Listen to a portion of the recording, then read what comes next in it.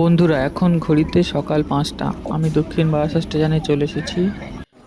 আজ আমাদের গন্তব্য নৈহাটি বড়মার মন্দির। আমাদের ট্রেনের সময় প্রায় হয়ে এসেছে, এক্ষুনি ট্রেন চলে আসবে। বন্ধুরা, সাথে থাকবেন। কিভাবে যেতে হবে, কত খরচা পড়বে, সমস্ত তথ্য জানতে ভিডিওটা শেষ পর্যন্ত ফলো করুন। বন্ধুরা, এখন শিয়ালদা স্টেশনে পৌঁছে গেছি। নৈহাটি যাওয়ার আপ ট্রেনে উঠে পড়েছি। আপনারা শান্তিনগর লোকাল, নৈহাটি লোকাল কিংবা কল্যাণী সীমান্ত লোকাল যে কোনো একটাতে করে নৈহাটি স্ট্যান্ডে পৌঁছে যেতে পারবেন। ভাড়া পড়বে মাত্র 10 টাকা।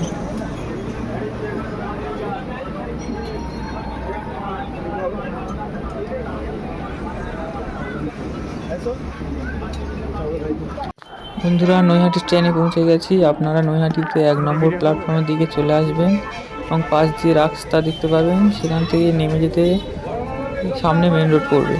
তাছাড়া আপনারা স্টেশন দিয়ে সোজা হেঁটে সামনে টিকিট কাউন্টার থেকেও নেমে যেতে পারেন।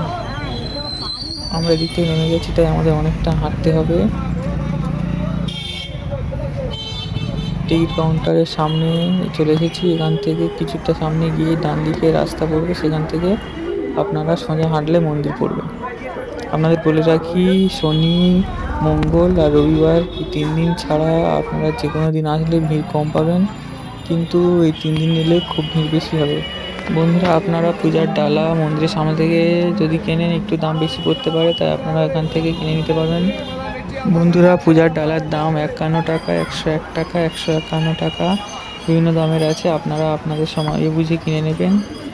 এখানে মন্দিরের সামনে অনেক দোকান রয়েছে, সেখানে আপনি জুতো রেখে ডালা কিনে ফ্রেশ হয়ে যেতে পারবেন মন্দিরে।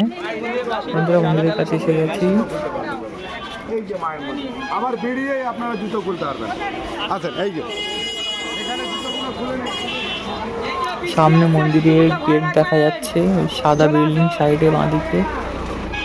মন্দিরটা খুবই সুন্দর। আপনারা এলে অবশ্যই আপনাদের খুব ভালো লাগবে।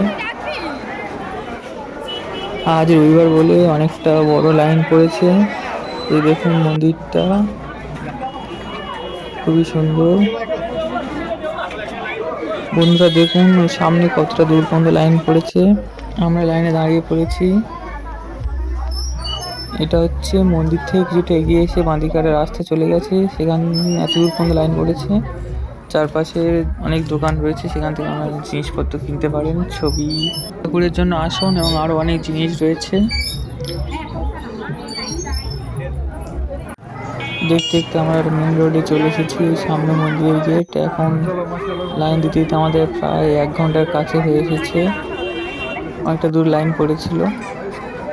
চলুন বন্ধুরা, এখন আমরা মন্দিরের ভিতর প্রবেশ করব। আপনার সাথে থাকুন। চলুন একসাথে বড় মায়ের দর্শন করি। মন্দিরের ভিতরে আমরা ঢুকে গেছি। এখানে বড় মায়ের একটা বিশাল মূর্তি দেওয়া রয়েছে। সামনে অনেক লাইন রয়েছে, তবে ভিতরে পাখা আছে, তাই গরমের কোনো চিন্তা নেই। এখন আমাদের লাইন ধীরে ধীরে সামনের দিকে এগোচ্ছে।